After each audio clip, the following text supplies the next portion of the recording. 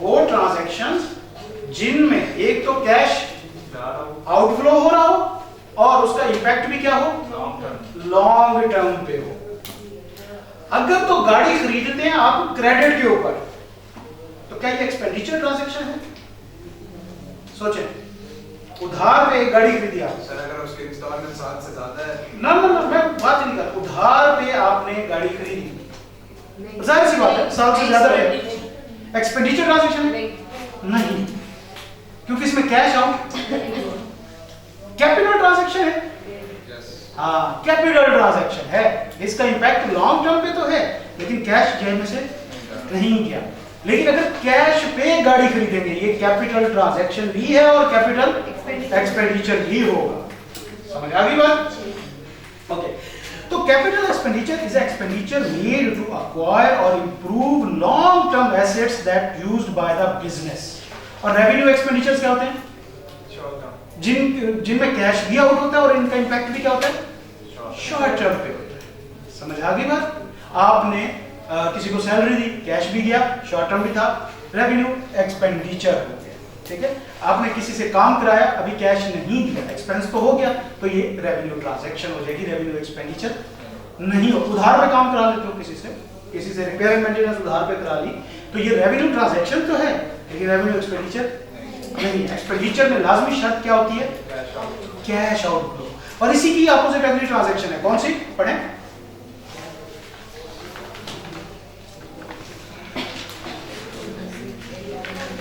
इसमें एक word capitalisation का है, ये हम आगे करेंगे चल के। इतना मैं बता देता हूं कि कौन सा खर्चा हम कैपिटल में डालते हैं, लॉन्ग टर्म में क्लासिफाई करते हैं, तो उस खर्चे को हम कहते हैं, उसको कैपिटलाइजेशन करना कहते हैं। जब हमारा कोई कैश आउटफ्लो होता है ना और हम कहते हैं ये कैपिटल एक्सपेंडिचर है, तो उसको हम कैपिटल में डाल देते हैं, इस प्रोसेस को कैपिटलाइज करना कहा जाता है। Capital receipts and revenue receipts. Receipts का मतलब क्या होता है? रिसीट ट्रांजैक्शन वो ट्रांजैक्शन जिसमें कैश आ रहा, जिसमें इनफ्लो ऑफ कैश।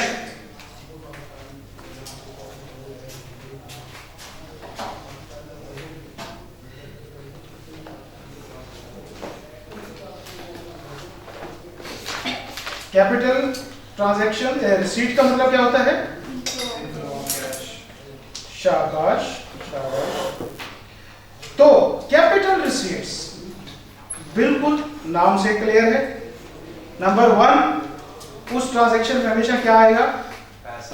पैसा आएगा।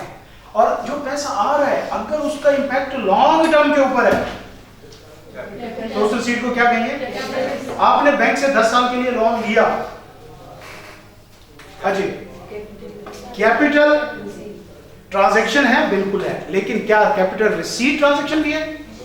पैसा आ रहा है, बिल्कुल, तो इसको क्या कहते हैं हम? Capital receipt transaction. समझ आ गई? और दूसरी कौन सी होती है? रेवेन्यू रिसीट ट्रांजैक्शन, वो ट्रांजैक्शन जिनसे पैसा भी आ रहा हो और उसका इंपैक्ट क्या हो? Short term. जैसे आपने सेल्स की, चीजें बेच के पैसा कमाया, ऐसी बात है। तो ये कौन सी ट्रांजैक्शन है? Revenue receipts. आपको इंटरेस्ट मिला बैंक की तरफ से, आपके अकाउंट में पैसे पड़े हुए थे, इंटरेस्ट आ गया, तो इंटरेस्ट कितने टाइम का आता होता है? 1 साल का। तो साल के साल से कम, तो ये कौन सी रिसीट्स होती हैं?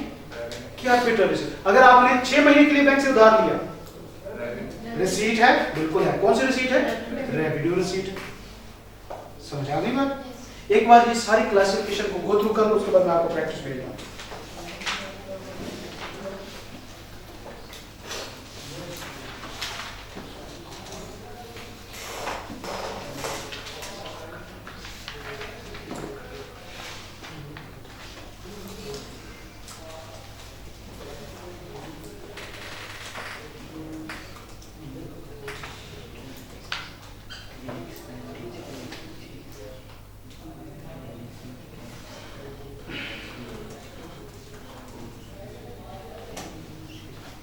अच्छा, अब मैं जो प्रैक्टिस वगैरह भेजूंगा ना, इसके अंदर मुश्किल मुश्किल वर्ड यूज होते हैं, इन सब के साथ आपने यूज टू होना है, ये याद रखना है। ये वोकैबुलरी जो क्वेश्चंस के अंदर आपसे पूछी जा सकती है, तो जो अल्फाज होंगे, टर्म्स होंगे, इनके कंसेप्ट्स आपने पूछने हैं, इनको याद रखना है। इनको ये नहीं फॉर ग्रांटेड नहीं लेना कि बुक में ये लफ्ज़ नहीं लिखा तो नहीं आएगा। हर लफ्ज़ के 3-3, 4-4 सिनोनिम्स होते हैं, जो जार्गन्स होते हैं, मुख्तलिफ टर्म्स होती हैं जो यूज हो रही होती हैं। अच्छा जी,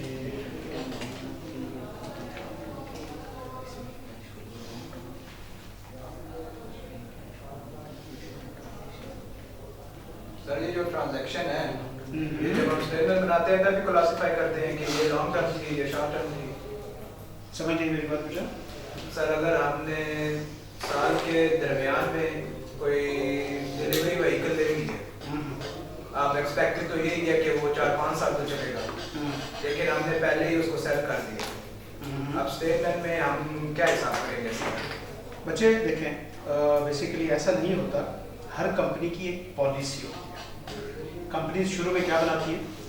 पॉलिसीज बनाती है, और जब एसेट खरीदा जाता है ट्रांजैक्शन उसी वक्त होती है और रिकॉर्ड भी उसी वक्त, उस वक्त आपने डिसाइड करना होता है एज पर पॉलिसी, कंपनी की पॉलिसी, कि ये कैपिटल में जाना है, इसने रेवेन्यू में जाना है। उस वक्त जो डिसाइड करेंगे आप वहीं पे लिखेंगे, बाद में वो तो कुछ भी सकता है, हो सकता है अगले दिन ही आग लग जाए उसे, बबरकत इंसान। समझे? और ये नुकसान किस तरह रिकॉर्ड होता है? हार्ड में गया नुकसान रिकॉर्ड किस तरह होता तो सारी अकाउंटिंग कभी ना करा दो, इंसान का पुत्र बन। है? तो कंफ्यूजन रहती है दिमाग में। नहीं नहीं, वो सोचना ही नहीं है जो आगे की चीजें। वो सर तो करेंगे आप ऐसा छोड़ नहीं पुत्र, इस तरह के क्वेश्चन नहीं पूछने जो इस टाइप के नहीं।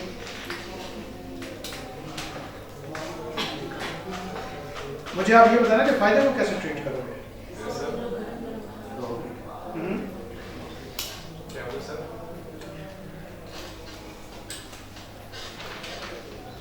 वैसे कह रहे हो नुकसान को कैसे ट्रीट करेंगे, जैसे फायदा का आपको पता है कि कैसे ट्रीट करना है। वो अभी तो यही आ रहा है सवाल को, जब आगे आएगा तब।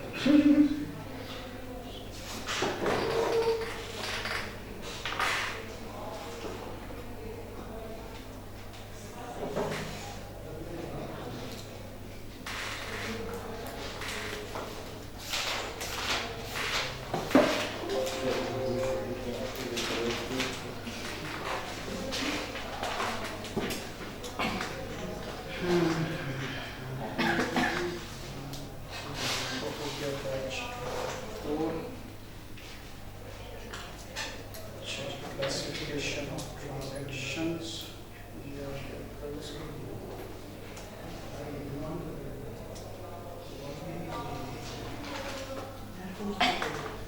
हाँ जी, गर्ल्स में आगे मुझे देखें, ओपन करें।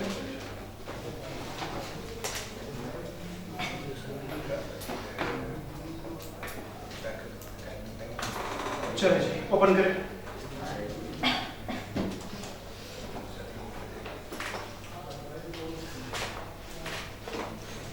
देखिए दो लाइनें लिखी हुई हैं ऊपर, वैसे कंसेप्ट के लिए कुछ और बुक में हमने देख लिया है। डायरेक्ट ट्रांजैक्शंस पे आ रहे हैं। पहली ट्रांजैक्शन किसकी है, कौन सी क्लासिफिकेशन की है?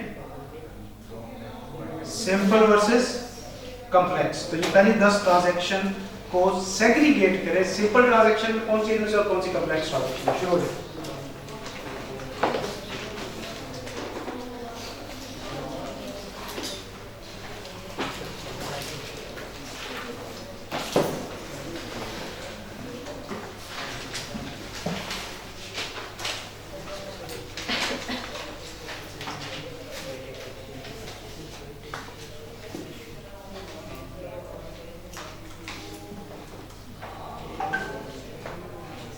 ये सिंपल और कॉम्प्लेक्स नहीं बस नीचे देखो तो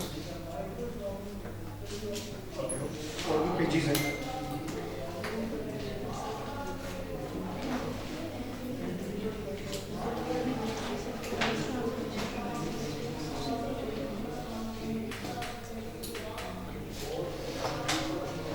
अब इसके अंदर बहुत सारी टर्म्स यूज हो रही है, अगर से पूछते जाएंगे मतलब लिखते जाएंगे। ये एक्चुअली आपके टेस्ट नहीं है, या फिर स्टडी टेक्स्ट ही समझे, सिलेबस ही समझे जो हमारे टेस्ट होते हैं।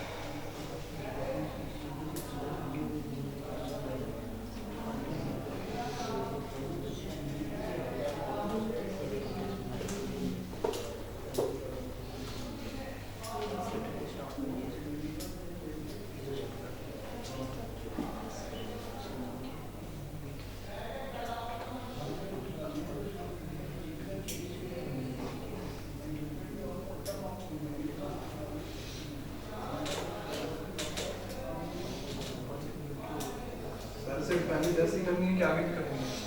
आगे भी है।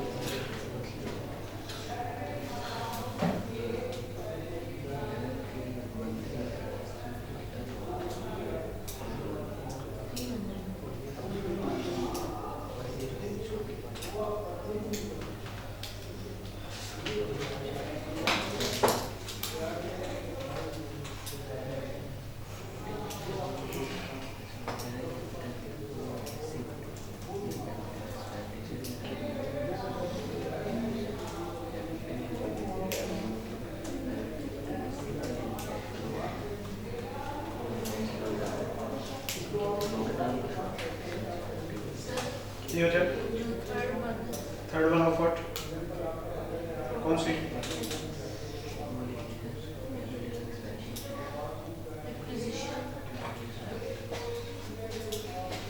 प्रॉपर्टी एक्विजिशन जी।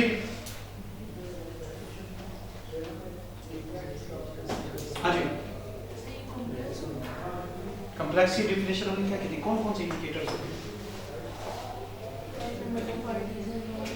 मल्टीपल पार्टीज, इसमें पार्टीज कितनी? पहला क्राइटेरिया मल्टीपल पार्टीज कितनी इसमें? एक ही बंदे की परचेज किए, कोई एजेंट कोई दूसरा इन्वॉल्व है, ठीक है ठीक है ठीक है। काफी सारी पे, मतलब एक बड़ी अमाउंट पे की, क्या एक ही बार पे की या लमसम पे की? एक दिन में आधे घंटे में खत्म हो गई भाई। 50% भी हो तो जेब से एक ही बार निकाल के दे दी, समझेगा? अगर ये होता कि इंस्टॉलमेंट प्लान बना और इंटरेस्ट दिया और बीच में एजेंट था तो कम सोच रही जी। बार्टर एक्सचेंज मतलब जब आप देते हैं तो इसमें कैश में इन्वॉल्व नहीं होता। आप कोई चीज गाड़ी दे के जमीन ले ली, जमीन लेके गाड़ी, वो भी सिंपल ही होती है। बार्टर एक्सचेंज सिंपल डाल दो, गाड़ी लेके गाड़ी ले। अगर आगे है ना, आगे है वन ऑफ ऑनगोइंग ट्रांजैक्शंस है, फिर आगे capital versus revenue transaction, 4 pages है यार। आपके पास 4 पेजेस है, 3 पेजेस हमसे बात है? 3 है। अच्छा, इसमें देखिए आपके पास जो नोट्स है उसमें कैपिटल वर्सेस रेवेन्यू वाले हैं। लास्ट में कौन सी है? Capital versus revenue receipts. अच्छा, फिर मैं आपको ये और भेज रहा हूँ, इसमें रिसीट इंक्लूडेड है। पहले पढ़ी थी खैर वही है, बस इसमें एक नई चीज़ ऐड हुई है, बाकी वही है। अब अपना फिर हम चले